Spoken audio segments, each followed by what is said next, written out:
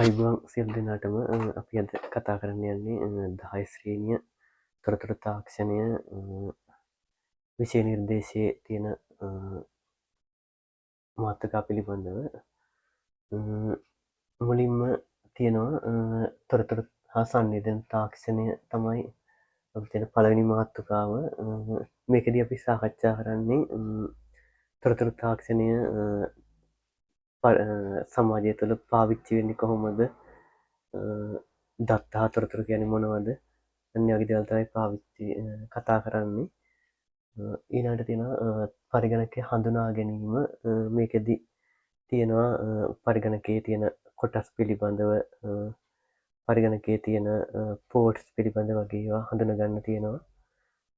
තුන්වෙනි පාඩම තියෙන පරිගණක පද්ධතිය දත්ත නිරූපණය පිළිබඳ ක්‍රම. මේකදී අපි කතා කරන්නේ පරිගණකයේ තියෙන අපි දන්නවා සංඛ්‍යා පද්ධති තියෙන දීමය, අෂ්ටමය, ෂඩ්දශමය කියලා වගේ සංඛ්‍යා පද්ධති තියෙනවා. ඒවා පිළිබඳව ඊළඟ හතරවෙනි පාඩම වෙන්නේ තාර්ක ද්වාර සමග බෝලීය බීජ ගණිතය. මේකෙදි සාකච්ඡා වෙන්නේ ලොජික් මූලික තාර්ක ද්වාර පිළිබඳව. ඒ කියන්නේ තියෙනවා AND gate, NOT gate, OR gate කියන මූලික තාර්ක ද්වාර සහ NAND ගේට් එක, NOR ගේට් එක වගේ සංයුක්ත තාර්ක ද්වාර පිළිබඳ මේකදී සාකච්ඡා වෙනවා. ඊළඟට පස්වෙනි පාඩම මෙහෙයුම් පද්ධති. මෙහෙයුම් පද්ධති පාඩමේදී කතා කරන්නේ පරිගණකයේ තියෙන මෙහෙයුම් පද්ධති පිළිබඳ සහ ඒවන් කාර්යයන් පිළිබඳව. ඊළඟට තියෙන වදන් සැකසීම පාඩමේදී සාකච්ඡා වෙන්නේ මයික්‍රොසොෆ්ට් වර්ඩ් වගේ වදන් සැකසුම් මුදුකාංග පාවිච්චි කරලා අපි කොහොමද ලේඛනයක් නිර්මාණය කරගන්නේ වගේ දේවල්. ඊළඟට හත්වෙනි පාඩම අපිට තියෙන්නේ විද්‍යුත් පැතුරුම්පත්. විද්‍යුත් පැතුරුම්පත් මේකෙදි කතා කරන්නේ එක්සෙල් වගේ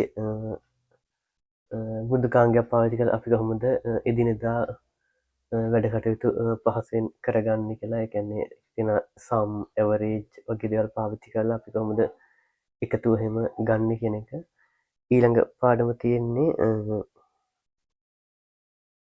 ඉලෙක්ට්‍රොනික සමර්පණ.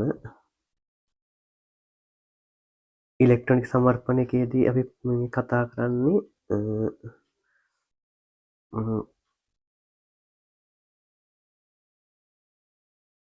PowerPoint වගේ දේවල් පාවිච්චි කරලා අපි කොහොමද ඉදිරිපත් කිරීමක් කරන්න PowerPoint presentation එක හදාගන්න කියන එක.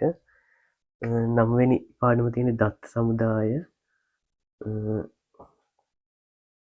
දත්ත සමුදාය පාඩමේදී කතා කරන්නේ MS Access පාවිච්චි කරලා අපි කොහොමද ඩේටාබේස් එකක් නිර්මාණය කරන්නේ කියන දේ.